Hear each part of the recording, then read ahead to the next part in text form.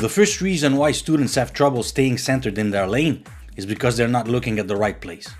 And most of the time, they're looking at the lines on the asphalt to guide themselves. If you look at the lines on the left, you'll always be too close to the left. If you look at the lines on the right, you'll be too close to the right. So, don't look at the lines to guide yourself, look far at the center of your lane. Even when the road is curving, you look far at the center of your lane. Try to draw yourself an imaginary line that goes from the asphalt to the sky and look there at the level of the horizon. Of course, you're not going to be staring only there. Staring is one of the most common problems with student drivers.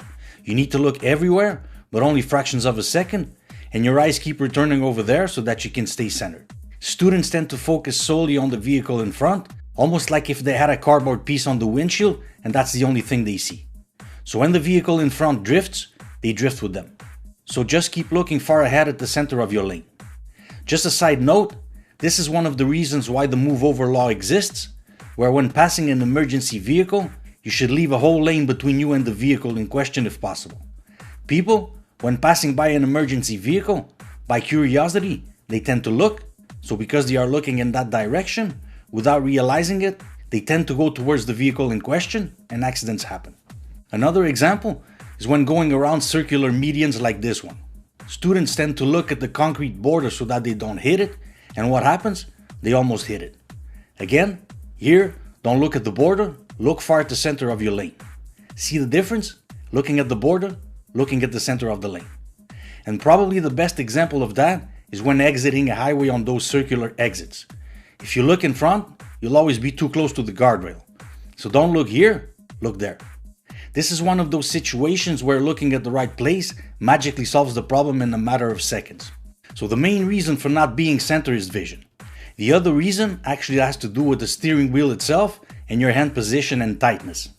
Beginners are usually stressed when they drive, so they tend to hold the steering wheel too tight. So in situations like these, when the vehicle is approaching in the opposite lane, because it scares them, they'll tend to drift to the opposite side. You might have seen people driving with just one hand resting on the wheel. Now, I don't recommend that. You should always keep both your hands on the wheel, and I certainly don't recommend this, but this is just to illustrate that cars are made to go as straight as possible, and most of the time when students swerve, it's because they manipulate the wheel way too much. So always hold the wheel with both hands, but not too tight. It also happens a lot when there are physical obstacles like concrete blocks or ramps. They focus on them because it scares them, and they drift to the opposite direction.